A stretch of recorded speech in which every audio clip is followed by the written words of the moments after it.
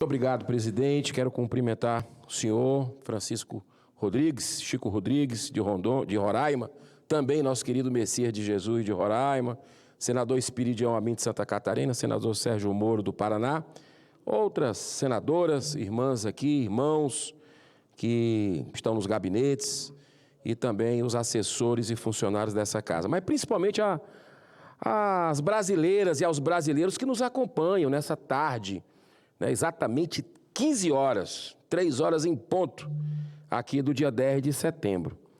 Eu quero dizer que sempre que dá, não é todo dia, mas sempre que dá eu procuro fazer uma caminhada cedo. Hoje eu consegui. E passando pela pessoa que limpava a rua, todo mundo ouvindo o voto do ministro Fux. Eu achei impressionante. Olha, o que o brasileiro, senador Messias, está acompanhando esse julgamento não é brincadeira. Eu acho que, através de um grande mal, né, que a gente sabe, quem acompanha um pouco a política, vê ali um circo armado, uma execução em praça pública e não um julgamento. Mas, através de um grande mal, sempre vem um bem maior. E não há mal que perdure para sempre.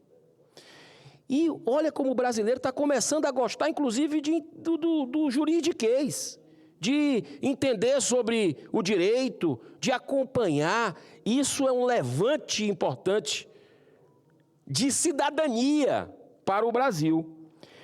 E olha que voto, hein? Um voto que desmoraliza os poderosos de plantão, aqueles que querem enfiar a goela abaixo seus posicionamentos políticos, muitas vezes eivado por vingança, por revanche, por sentimentos negativos, e o ministro Fux, de forma técnica, independente, mostrou que há sim uma luz no fim do túnel. Uma luz no fim do túnel das arbitrariedades cometidas por alguns ministros da Suprema Corte desse país.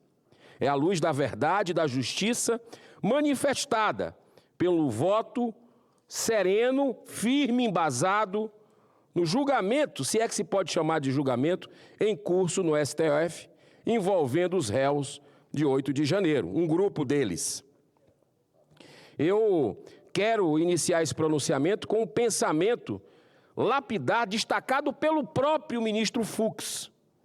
Hoje, pela manhã, deixado pelo jurista norte-americano William Douglas, abro aspas, a sociedade triunfa, não só quando os culpados são condenados, mas também quando os julgamentos criminais são justos. Douglas foi ministro da Suprema Corte de Justiça dos Estados Unidos entre 1939 e 1975. É muito considerado e admirado por sua integridade e senso de justiça, até hoje. Ao longo de sua vida, como magistrado, sempre defendeu como fundamentais o respeito a algumas garantias em qualquer processo. Em primeiro lugar, o direito inadiável da ampla defesa ao contraditório. Em seguida, a existência de tribunais competentes e principalmente imparciais. Depois, a igualdade no acesso a todas as provas, aos próprios advogados, às defesas, aos juízes, a todo mundo. Por fim, o respeito aos direitos constitucionais sem atalhos políticos ou politiqueiros. Em seu voto histórico, do triunfo do bom senso e da justiça com J maiúsculo, o ministro Fux afirmou que foi impossível a elaboração de um voto mais consistente por causa do verdadeiro tsunami de dados. Que foi um tsunami de dados que muitos advogados da defesa disseram pelos terabytes, que não conseguiram identificar, não conseguiram compilar tudo jogado em cima de última hora. Foram incluídos no processo cerca de 70 terabytes de informações que, se fossem impresso, significariam milhões de páginas, senhor presidente. Numa análise feita por amostragem, já foi possível detectar que nessa quantidade massiva de documentos, haviam muitos deles completamente irrelevantes e também repetitivos. Só para confundir. Só esse fato já caracteriza um claro cerceamento de defesa. De forma corajosa, o ministro decidiu acolher a preliminar da defesa e pedindo a nulidade de todos os atos. Violação do direito basilar da ampla defesa e do contraditório no nosso ordenamento jurídico. Ele reconheceu, o ministro Fux, a total falta de competência da primeira turma do STF para julgar esse processo envolvendo um ex-presidente da República, assim como os outros réus, em primeira instância, e chegando ao STF ser analisado somente pelo Pleno, jamais por uma turma de apenas 5 ministros. Ou seja, a questão da prerrogativa do foro. Era para ter começado lá na primeira instância. Vai direto para o Supremo. E aí tem mais. Olha só o que é que foi hoje escancarado. Além de Fux, compõe a primeira turma, atenção, Flávio Dino. É suspeito, claro, ele foi ministro de Lula, declarou publicamente que Bolsonaro para ele é o quê, senador Espírito Amin? Demônio. Isso é muito forte, ainda mais num país cristão como o nosso. Isso não é brincadeira se falar. Cristiano Zanin também deveria se declarar suspeito, porque ele foi advogado pessoal do Lula em sua condenação pela Lava Jato. Olha só a turma. E aí vem também o Alexandre de Moraes, que se diz vítima, e é o relator, e mais parece um inquisidor, mais parece um acusador do que um juiz. Vamos combinar.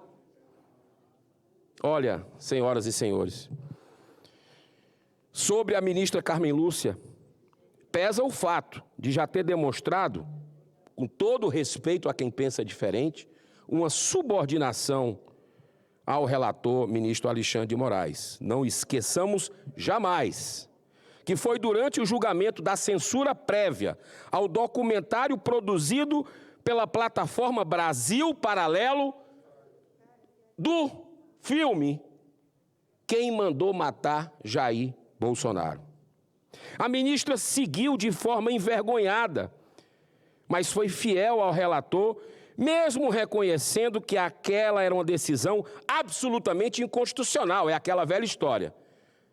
Liberdade de expressão a gente deixa para depois das eleições. Vale para um lado, mas não vale para o outro.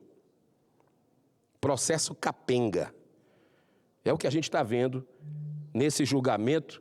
E graças a Deus temos esse voto que é um divisor de águas, que mereciam a reflexão ali de todos. Ainda mais com os fatos novos, trazidos pelo assessor direto do ministro Alexandre de Moraes, o Tagliaferro, que está sendo caçado como mensageiro, mas a mensagem que ele trouxe, poderosa, gravíssima, sendo omitida, inclusive pela mídia brasileira. O tempo é o senhor da razão.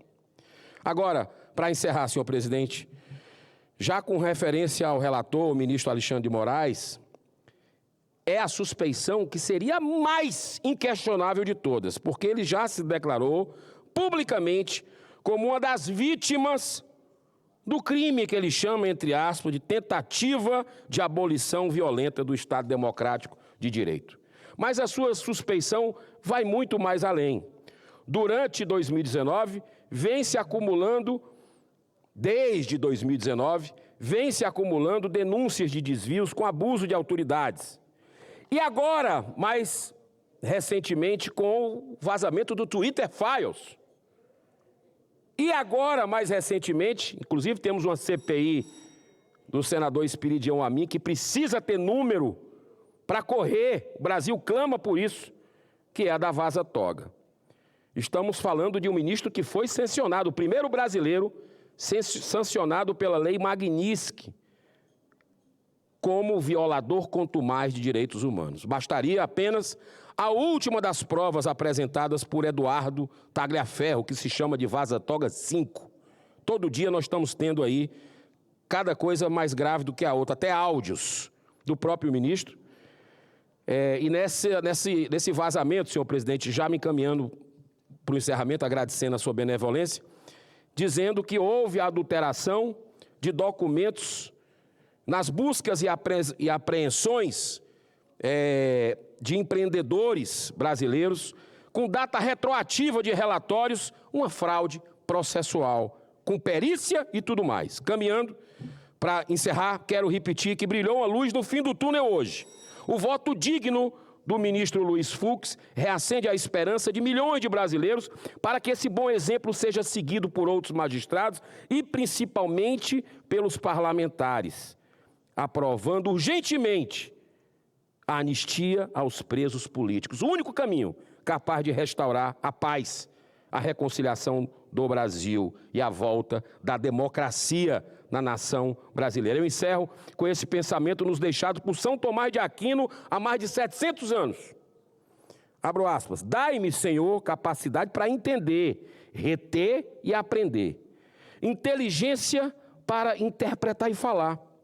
Acerto ao começar e progredir para poder concluir da melhor forma possível. Que Deus abençoe a nossa nação, que encha o Brasil de fé e de esperança em tempos melhores, e assim será. Muito obrigado, senhor presidente.